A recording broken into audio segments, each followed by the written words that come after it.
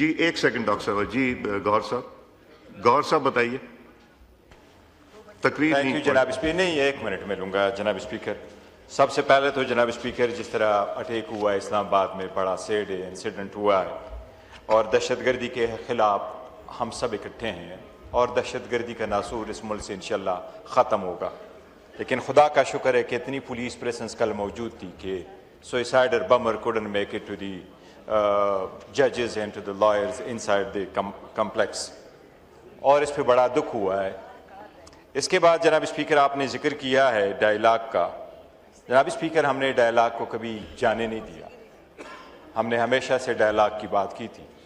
جب ہمارا مینڈیٹ چوری ہوا تو خان صاحب نے اناؤنس کیا تھا کہ وہ شبلی صاحب عمر صاحب اور علی امین گنڈاپور صاحب کو نامینیٹ کر کے کہا کہ آپ ڈائلاگ کر لیں اور آپ ڈائلاگ کر سکتے ہیں. تو میں خود خان صاحب کے پاس گیا تھا. اس کو اڈیالہ کے جیل کے بعد ہم نے اناؤنس کیا تھا اور ہم نے کہا تھا کہ اچکزئی صاحب کے پاس فلی مینڈیٹ ہے. وہ پارٹی کو انگیج کرنا چاہے اپنے پلیٹ فارم سے اگر وہ کوئی سجیشن لے کے آنا چاہتے ہیں تو لے آئیں. اچکزئی صاحب ادھر ہے. کوشش کی گئی لیکن کچھ بات نہیں بن سکی. اس کے بعد 26 نومبر کے بعد جو کچھ ہوا اس کے بعد جناب اسپیکر اس سے پہلے آپ نے دیکھا کہ ایک پارلیمنٹری پروڈکشن آرڈر تو اسی پارلیمنٹ نے کیا. پہلی پارلیمنٹ تو پروڈکشن آرڈر بھی نہیں کرتی تھی. میں صرف اس کو صرف ریکارڈ کراؤں. سپٹمبر میں جب ہمارے منیس کو یہاں سے اٹھایا گیا پھر ہم نے پارلیمنٹری کمیٹی بنائی. وہ ریزولوشن ہماری ہی تھی. اس میں سب سے زیادہ ہم نے ریکویسٹ کی شاہ صاحب سے. اس میں بھی کوئی بات نہیں بن سکی. اس کے بعد جب 26 نومبر ہوا باوجود اس کے ہمارے لوگوں پہ گولیاں چلی تھی شہادتیں ہوئی تھی لیکن خان صاحب نے اس کے باوجود اناؤنس کیا تھا کہ یہ ہمارے پاس کمیٹی ہے آپ کمیٹی کے ساتھ بات کر لیں. میں ہم پاکستان کے ساتھ رہے ہمیشہ پاکستان کے ساتھ کڑے تھے کڑے ہیں اور کڑے رہیں گے. لیکن جناب اسپیکر ہماری طرف سے نہیں ابھی بھی آج بھی آپ سے ریکویسٹ ہے.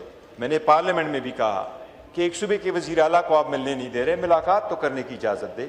ہماری لیڈرشپ کو گزشتہ پورے سال سے ملاقات کی خان صاحب سے اجازت نہیں ہے. مہربانی کر کے ایک میٹنگ کی اجازت دے دیں تاکہ ہم اس کو کر دیں. دیکھیں گوہر صاحب جب آپ لوگوں کی آفر آئی آپ لوگ تو میرے پاس چل کے بھی نہیں آئے اور پرائم منسٹر صاحب نے گریس شو کر کے انہوں نے ایک بڑی ہائی پاورڈ سارے ایلائز کی کمیٹی بنا دی. اس کمیٹی کی میٹنگز ہوئیں 3 میٹنگ ہوئیں. اس سائڈ سے اس کمیٹی کا بائیکاٹ نہیں کیا گیا. اس سائڈ سے ہوا.